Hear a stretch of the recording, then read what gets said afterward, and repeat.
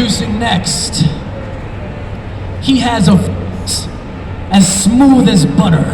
If he started a YouTube channel about quite literally anything, I'm sure we would all tune in. I just want him to talk to me all the time. And he brought that amazing voice skill to the meticulous, to the quirky, to the mysterious, to the one who holds a phone like this, and I haven't quite figured out why. Ladies and gentlemen, I think you know him as L. It's the voice of L.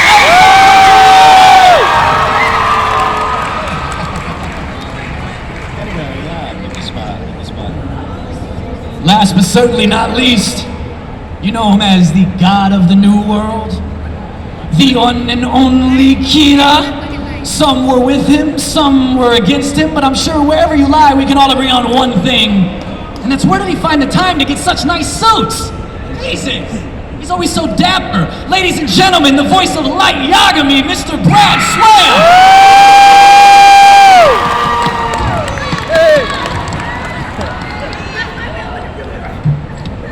Make some noise for the cast of Death Note, ladies and gentlemen.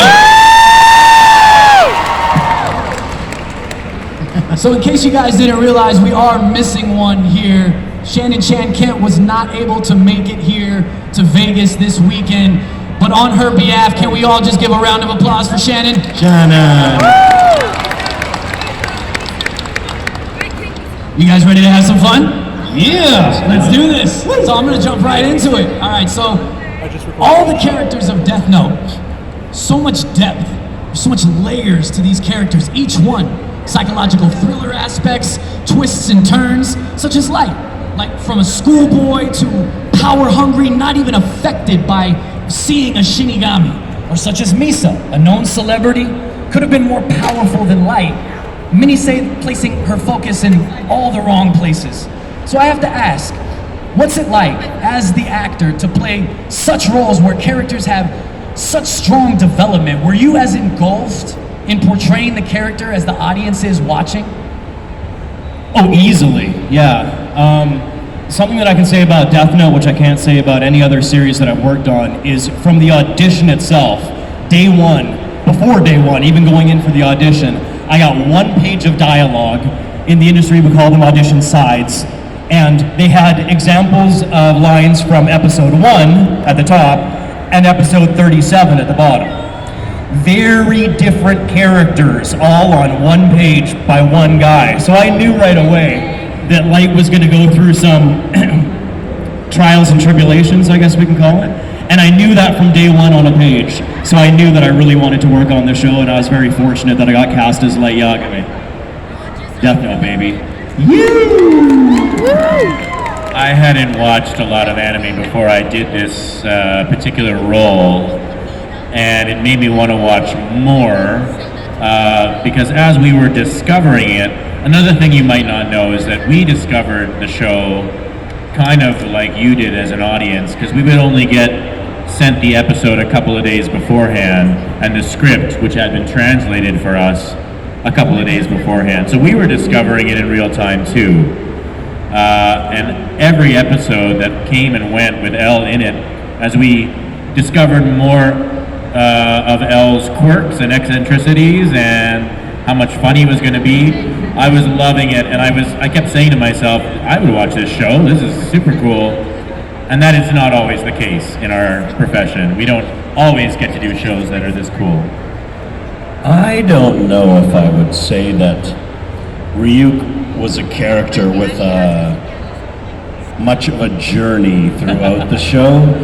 He was bored, he dropped the notebook to earth, he wanted to see what happened, and even in the very beginning, I knew I would write Light's name in the notebook in the end. So he knew the beginning and the end, so there's a little less of a journey, but there's a lot of kind of fun little bits along the way for this Shinigami. I love it, man, I love it. I'd like to take it back to the very beginning days, you know, and I know it's been quite a long time, so we'll see who kind of remembers what, but the casting process has always been something that is super interesting to me, because sometimes it doesn't quite go as planned, and sometimes that could be a good thing, such as with Brian here. You were on my show, Anime Talks. We had such an awesome conversation where you discussed with me how the audition for Ryuk, you didn't necessarily go in to audition for Ryuk and ended up with about 5 minutes to capture that role. So I'd love for you to tell those who may not know here in attendance today that intriguing story. And then thereafter, for the rest of our panelists, did you audition for the role beforehand? Did you audition at all? I mean, what was your casting process like as well? Yeah, casting of any show, there's lots of different ways to get there. And we're set, as Brad had talked about, as performers on a weekly basis. We get sent different sides, which are just some of the lines from the show for different characters. And at Ocean Studios, where we recorded this, they picked who we wanted to read for. And I was sent Light's father, a few of the other detectives. I knew there were humans. I didn't know much about the show, so I prepared those roles. And when I got to Ocean Studio a couple days later to do the audition, they put pictures up on the wall of what the characters looked like, because they didn't send us those pictures in our emails.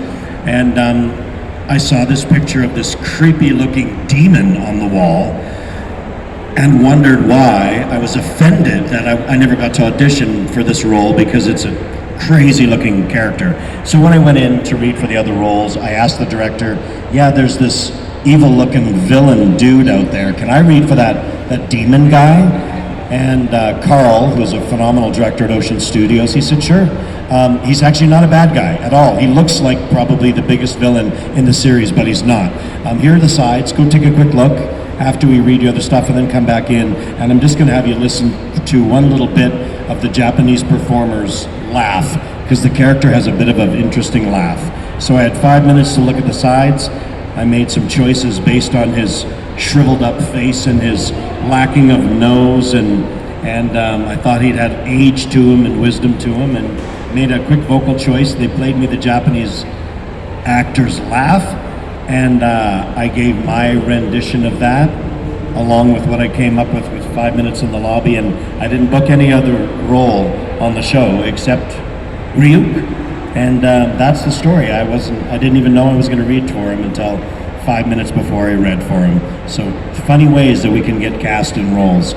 I think a lot of it might not have even been the read of the character. It might have been the laugh that I chose had similarities to the Japanese performer, but really sort of fit the look of the character. I don't remember a ton about the audition process, but I'm almost positive that I read for as many roles as possible. I'm sure that I read for Light, as well as L, probably Matsuda, probably any of the younger male voices in the show at the time, before I was a mature man and could do lower voices. I could have been Ryuk too. Anyway, so I mean that's the process. Is you throw your hat into the ring and you see what comes out. With L, I don't remember seeing an image of L. If there was one, it would have been helpful. But as it turns out, I just went with my gut on it and went with a very soft-spoken and articulate read. And the crazy thing about casting, and again, Carl, the voice director, would have had a huge say in what role we got to play. There's a strange alchemy to everything we do, right? And there is an alternate universe where we play different parts, but I do think that Carl nailed it, and we played the parts that we were meant to play on this one for sure. I auditioned for Misa. Got cast as Light. He cosplayed as Misa. Yeah, I was in full-on costume. No, I have a feeling I had worked on several series, most of them anime, through Ocean Studios. So if memory serves, I think I only auditioned for Light. So I think they pretty much said, Brad, you're going to read for Light. And I mean, I don't mean that. I'm very happy and thankful that I got on the show, because if I didn't get Light, I probably would not have been on the show at all, and my life would have been much worse off for it. So thank you, Carl, thank you, Ocean, and thank you, Cosmos, for opening up and giving me this wonderful role to play. I love it. Speaking of the roles that you guys are doing and everything, all the voice acting for this series is phenomenal. A top tier job for a top tier script. Everyone you portrayed your characters perfectly to the point where all you have to do is say the character's name, and I'm sure everybody here in the audience can just instantly hear something memorable from the series. Am I wrong or am I right? Exactly. And that's thanks to you guys. And it's the low grumble of Ryuk with his raspy laughs when something goes wrong for Light. You know, speaking of Light, I love it. Speaking of Light, his usual collected tone, but the rage within that leads to the maniacal laugh that we all love. And then I know Shannon's not here, but let's give her due credit, you know, capturing Misa's every emotion from playful to hurt to desperate to gain Light's approval and attention. It's something that you can hear even just in the voice. And L, meticulous, analytical, calculated, speculative, relaxed, all brought forth from the voice alone. So with this, I ask you, with such a powerful script, with the original anime to take inspiration from, where within your guys' journey to capture these characters so flawlessly did you find what you felt fit for each character? Like, what were you searching for? What was production asking of you? How did the inflections, the tones come about? Who would like to go first? Deep. Where did the inflection? Well, as AJ has said, a lot of what you'll hear in an animated series, you have to give a lot of credit to the director on the shows as well. They will guide us. Like, sometimes I'll make decisions that Carl might not agree with, and he says, well, can we tone it down or bring it up? I think I might not have wanted to be as silly as Ryuk sometimes was, and Carl said, let's make this just a bit goofier to lighten up this scene, because he was bored. He wanted to come here to have a bit of fun, see what was going to happen. So I think my choice might not have been to make things as silly as some scenes were for Ryuk, but Carl would have pushed me that way, and as well as many of the other directions I went. So I think I want to give a lot of credit to Carl from Ocean Studios for the direction he gave us, because like, I had 5 minutes of a choice of a voice for him.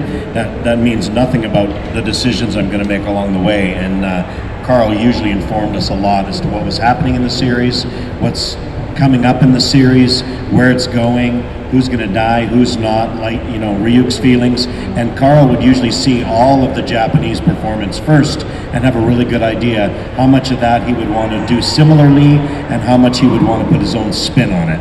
So a lot of credit to the voice director on any project, not just ours. So outside of that, I just relied on what my own voice was able to do and the visual I was given, and then the little bit of information I had about what was actually happening in the scene.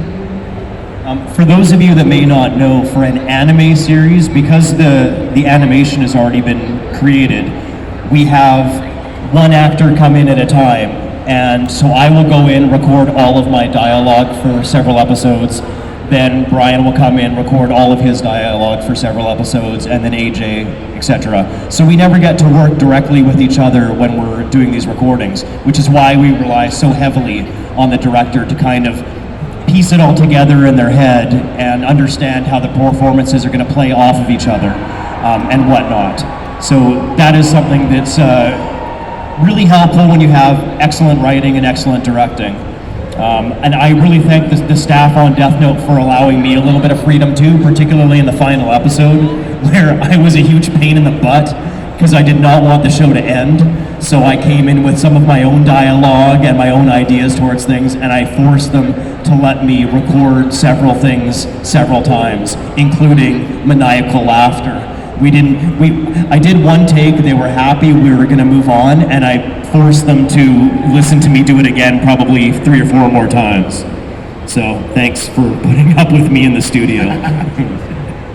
As I remember, we would get the episodes beforehand to watch sometimes, right? And so there'd be lots of great cues in there, like even hearing, because I'm a composer as well, I would sometimes listen, and it'd be useful just to hear the music or the underscoring in a certain scene to get the tone of it right. I certainly was inspired by that. And then just again, like seeing L's development and his journey and his journey through eating of many pastries and croissants and muffins and cake. I slowly adopted that into my acting process as well, and brought as many treats for myself as I could in real time.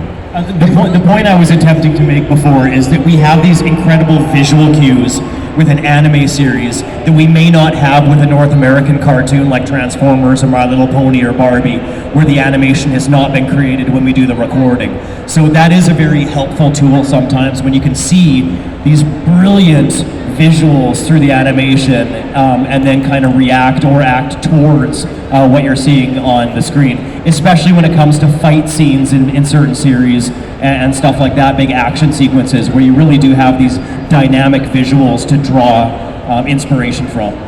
Yeah, definitely. You know, I had another question, and Brad, you kind of already answered that, which is, from talking to many of you guys in the past as well, and doing the Anime Pasadena panel that we did before, I know from working on anime to working on prelay and stuff like that, such as Brian with Sonic Prime. We got any Sonic fans here today? Any Sonic fans? Crush that hedgehog! With the animes, you guys are dubbing from the original, like you just mentioned, and therefore you're matching what the animation already has. So in fact, you're not really in the room together. I was gonna ask. That was gonna be one of my questions. Is there ever a time, even with dubbing, that you are in the room together? But you kind of already answered that. So I'll pivot a little bit and ask you guys instead. During the recording process for Death Note, are there any standout moments for you guys for recording dialogue for your characters that you remember, for whatever reason it may be memorable for? The very first time that Al meets Light, there's this whole great episode. It's one of my favorite episodes in the whole thing, where they're at college together, and it becomes a bit like a rom-com for a little while, and they play tennis and they hang out. But there's this great moment where he reveals to Light, he says, "I want to tell you, I'm Al," and there's this amazing animation in that moment. It suddenly gets super stylized, like the manga almost. That really stands out for me as a sort of highlight moment where we tried it a lot of different ways, and I think what we landed on was this almost whisper, like this super excited whisper, and I think it was great. Whoever like go first. Yeah, standout moment. I don't know. There's a lot. There's one scene in particular that at the time I didn't think too much of. I thought, well, that's an interesting way to consume a snack food. But then it was really once the show came out and I got invited to my first convention because of Death Note, that suddenly I was getting a lot of free snack food out of the deal. So this particular scene apparently spoke to a lot of people in a very strange way. And the line, if I remember correctly, is, "I'll take a potato chip and eat it!" And I cannot tell you how many free potato chips I've got out of that deal. So that's kind of a pivotal scene for me in the whole series. Definitely. I get the healthiest snacks. Apples, all the time. I love I've said this and I'll say it again. The first episode, first scenes with Light are my favorite. I love the visuals of it. I love it, the aesthetic of it, the look. Even the creepy scene before he drops the book in the Death God realm when he's bored, and the music that builds up in that scene. It's just fabulous. And when Light first interacts with him as he comes out of the shadows, it's an episode. I could usually rewatch the first episode over and over again, and just sort of draws you right back into the show. And as a way to fall back into the voice of the character, that's a great place for me to do it. It's a really fun role, and I just lucky to have you guys love it for so many years. It's just been fabulous. 100%. I got one more question for you guys, and then we'll pass it off to you beautiful people and have you guys ask some questions to them. I always like to ask about the continuation of the Death Note universe, because I'm such a big Death Note fan that I just want more. And I spoke to Brian and Shannon about this in the past as they've been on the show, as well as I brought up portions of it at Anime Pasadena with you guys before.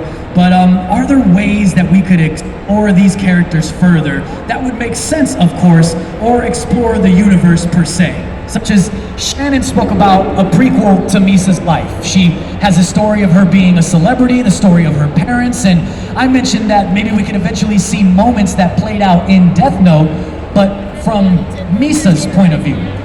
Maybe there's a story for a prequel with L, what made him who he is, and explore that further leading up to the events of the Kita case, you know? Brian stated on Anime Talks before that exploring the Shinigami realm or Ryuk's presence there would have to make sense because Ryuk left because it was boring. So what are we gonna watch if it's that boring of a scenario? Then there's Light, which is always an intriguing one to me, and I think many fans as well because of his life after death. Did he become a Shinigami? Many fans always state in my conversations with them is that could make for such an interesting story. So I hand it off to you guys, the voice actors for these characters, and I ask you, is there anything that makes sense to you to explore further in the Death Note universe? Yeah. I'm starting to buy into some of the conspiracy theories myself, because as we know from watching the series, a human who uses the Death Note can no longer go to heaven or hell. So where do they go? The Shinigami realm. Yes. That's kind of where I landed, right? So let's see what Light does as a Shinigami. Now, when, let's say, a human does become a Shinigami, do they have memory of their human life, or do they kind of get a reset? Is that why they're so bored? Because they don't remember anything else except being stuck in a Shinigami realm with a bunch of Shinigamis? I thought I put thought into this, but I know, it's been eating me up. We've been talking a lot about Death Note lately, and so my mind's just going. Brad. For me, that would be a perfect way. It could be like a buddy cop series with Ryuk and Light, two Shinigami. Hitting up New York City. Come on. I'm telling you. I love it. Somebody out there make it happen. Yeah, come on, guys, write it. Or like a sort of reality show in the Shinigami realm, like Shinigami Idol, or like The Bachelor Shinigami, where they're like pairing up. The possibilities are truly endless. So Baby Ryuk, like you have Grogu now. Like, come on, could we not have little baby Ryuk, how he grew up? Or was he a human? And who was he when he was a human before he ended up in the Shinigami realm? Story of Ryuk. Oh man, there are. Come on, the offshoots, it could go everywhere. The spin-off's crazy. We could have game shows like Bobbing for Apples. Yeah. Why is that not an event here? I would participate in it. I gotta tell you guys, for me as a fan, my top is, I'm really interested in what Brad said about exploring Light after his death in the Shinigami realm, which I think could also perfectly tie back into Ryuk as well. Like, you know, does he meet Ryuk in the Shinigami realm? Does he have the memories? Does he even remember Ryuk? Like, there's explore there. And as a fan, especially me personally, a big fan of Ryuk and a big fan of the Shinigami realm in general. I just love the creatures and all that kind of stuff. It's so amazing, and I would love for them to explore that. So you hit the nail for me on that one as a fan. That's something that I would love to see. So I've got no more questions for you guys. I want to hand off the end of this over to all these beautiful people here. I'm sure you guys have some questions. So Cal is going to make the rounds and ask some questions. You want to line them up, Cal, or you want to just go out into the crowd and pick whoever? Right? How about we do this? A raise of the hand. There we go. Hand raises. And Cal will make his way on over to you. There we go. Hey y'all, so I want to ask you guys about one of my personal favorite projects you guys did, X-Men Evolution. Can you guys talk about the process, and did you guys get to pick whatever character you wanted, like say Wolverine? This is a Death Note panel? No, I'm just kidding. I'm totally just kidding. Yeah, that's an interesting question, especially at a Death Note panel. Okay, so for me, I got a call from my agency saying that I had an audition for an X-Men cartoon. So when I came to, after hitting the floor, I said, did I hear that right? I have an audition for an X-Men cartoon. They're like, yeah, it's a show called X-Men Evolution. I'm like, okay, awesome. Who am I reading for? So they sent me a few audition sides for that project. But I think the minute that I saw Nightcrawler, I didn't see anybody else, because Nightcrawler was always my favorite from the comics.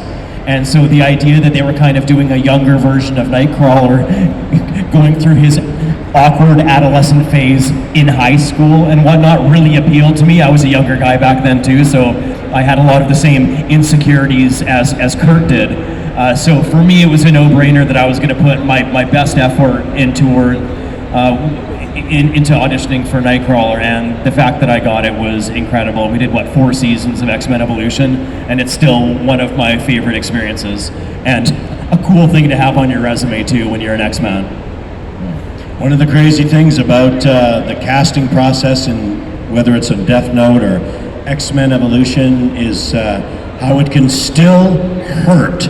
Thanks a lot for bringing up X-Men Evolution and the 4 seasons that it got, because I was cast as Cyclops in episode 1, the leader of the gang, subsequently fired before episode 2. But I did go on to play Wolverine years later and some other stuff. So life goes on, these things happen. We still love you. We still love you, yeah. So now I can mention the 2 Emmys as well? Yeah. None of them were for acting, by the way. It was all like editing and special effects and stuff, but still, 2 Emmys. You guys correct me if I'm wrong. It was Carl who directed X-Men Evolution too, right? Yeah. So Carl already knew me as L when I got the audition for Gambit, who came in later. I think he wasn't right out of the gate in the first season. So he already knew that I could sort of handle a kind of cool and sort of aloof character, I think. And it was just a matter of getting that Nolans accent down. Nolans, yeah. That was actually cool for me too, because when Gambit showed up, I was very excited. And the fact that AJ walked in the studio to play Gambit made me pretty excited too, because I've known AJ since I was like 14 years old or something crazy. So when he walked, because I was like, oh, I'm Nightcrawler, amazing. And then Gambit shows up in one of the scripts. I'm like, oh, who's going to play Gambit? And look who walks in the door. I'm like, yeah, you lucky duck. Yeah. We're back. Let's grab baby. another question. Yeah, that was a show where we all recorded it together because it was a prelay show. So it was a blast. All the superheroes in one room. I love it. Hey guys, my name's Darren, and I just wanted to ask, with the events of the Death Note, we all know Light Yagami would have ended up as a top precinct agent or FBI agent.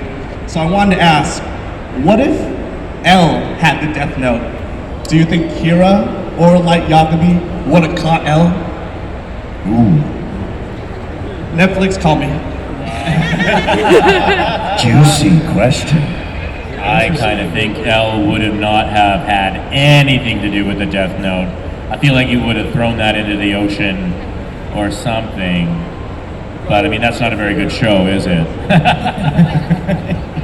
Oh no. There would have been a lot of cake stains on the Death Note for sure. It would have been like a doily for his wonderful pastries and snacks.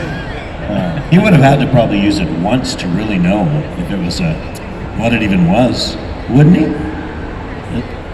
I don't know. I don't know. Shinigami hovering over him. Do you think he would have just one time? It does, with all the rules at the front of the notebook, it does seem almost like a novelty gag, like a joke. Even Light thinks that at the beginning. He's like, this can't be real.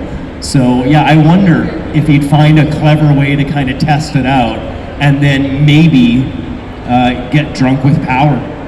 Maybe there is some kind of a spell that would even affect L from the magical notebook. Good question. Oh, good question. Draw it up. Let's see what happens. Yeah. You write it. Yeah, that's awesome. Next, where are we? Hi, Brad. Question for you. Haven't met you, very lighthearted and down to earth. I'm just wondering what the morality of playing a character like Light and having to take that home and see it play out on episode after episode, how you navigated that as a person and an actor. That's a very interesting question. What if the lighthearted part is an act Yeah. and Light is real, Brad? Sorry. What was your full name, and can you spell it for me real quick? You hit a little too close to home on that one. No, it's an interesting question, and something that I find very fortunate about most of the projects that I've been able to work on is not only are you working on a very cool project with some pretty amazing people, including cast, crew, and all that. But it's also in some ways free therapy. So you mentioned, taking that home with me, and it's almost the opposite, where I'll build up some pressure in my body when I'm reading the scripts, and some anxiety, like we all have, and various things, and some pressure to go in there and do a good job and be efficient and all that.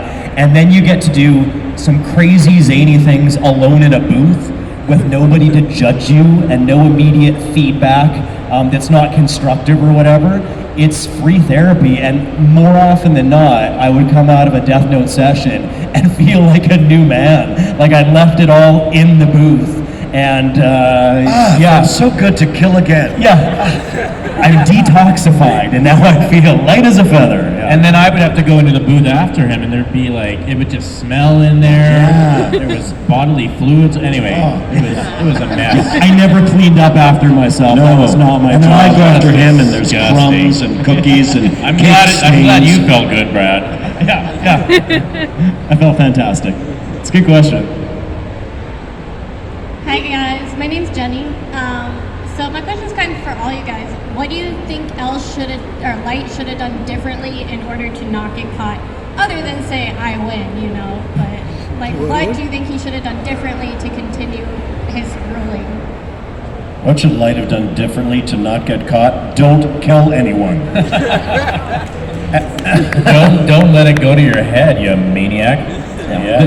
The simple question is, when you see a book on the ground called Death Note, is you walk the other way. But maybe it might have been something as simple as him just being a little bit nicer to Misa. Oh, some conflicted opinions over there.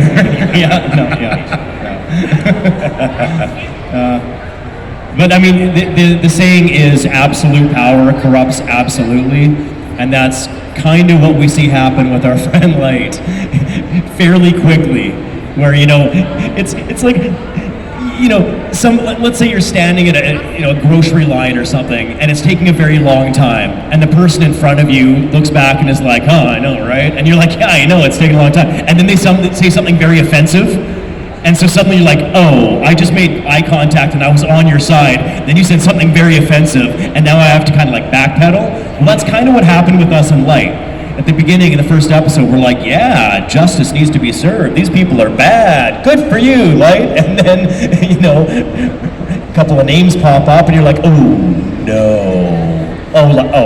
Okay, I'm going to take my Team Light jersey off right now and put it aside until you become a better person. So we kind of all got sucked into that. So I don't know. Maybe there's nothing that he could have done because the power of the Death Note corrupts absolutely. Who knows? Cal, do we have another question?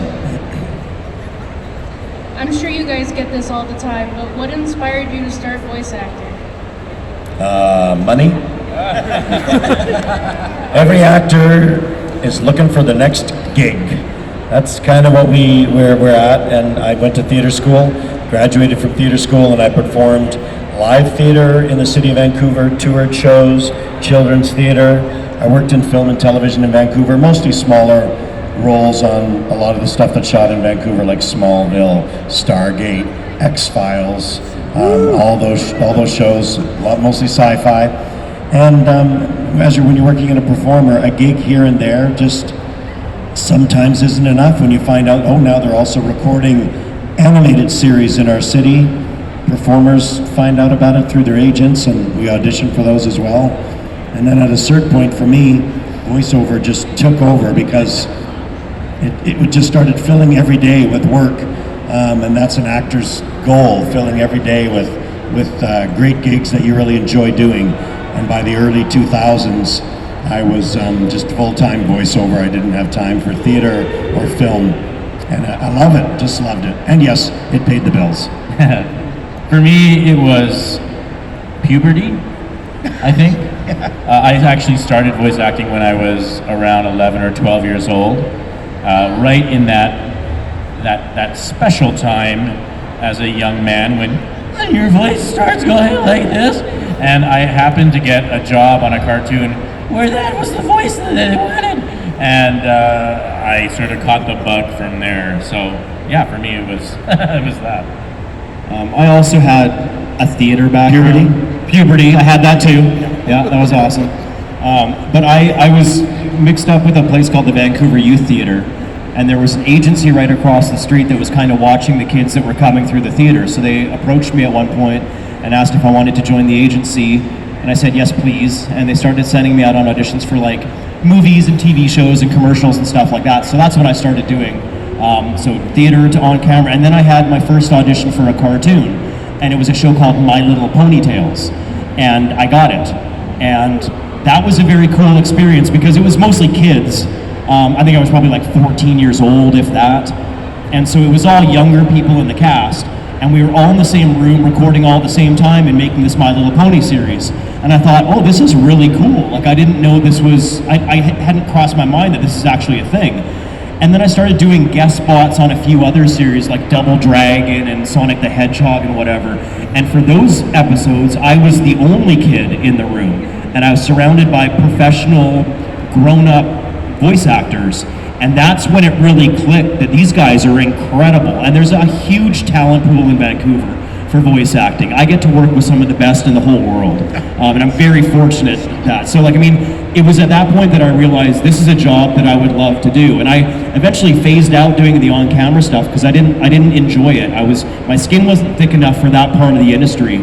But the voice stuff I love so much that I will continue to audition and try and work on shows for as long as I can. And you know, the fact that we can get to come to an event like this and talk about all these shows that we love is such a perk. It's probably the biggest bonus that we get doing what we do. So we're very thankful that we're in the industry, and we're extremely thankful for you. Yeah, yes. Hear you. Right? Definitely. I have no idea where Cal went. Can Cal raise your hand? Where is he right at? in the front. Oh, there he is. All right, Cal, we got time for one more question, okay? Okay, so this is a pretty common question, but you guys have some iconic voices, and well, so do people next to you. And because I think it will make me and everyone else laugh, can you guys try and imitate a line from somebody else on the stage in the voice as like the character you play? If that makes sense? Absolutely.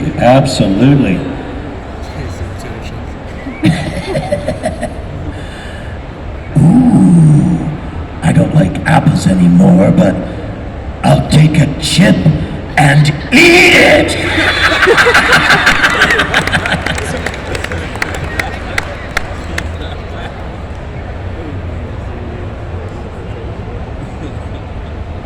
Okay. I misunderstood the question. Here we go.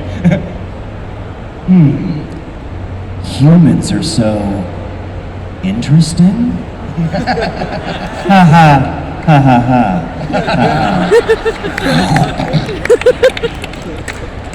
No idea what to do.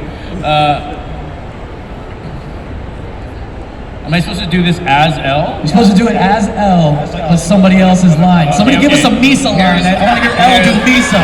Here's L doing a maniacal laugh. That's a good one too.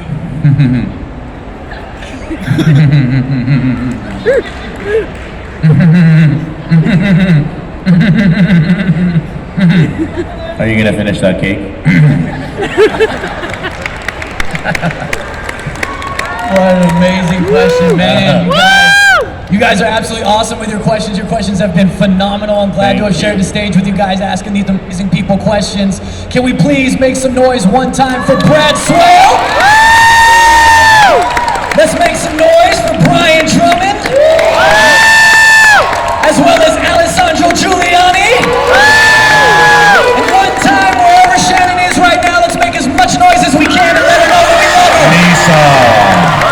And ladies and gentlemen, before I get out of here, I also want to tell you guys that you guys are absolutely amazing. And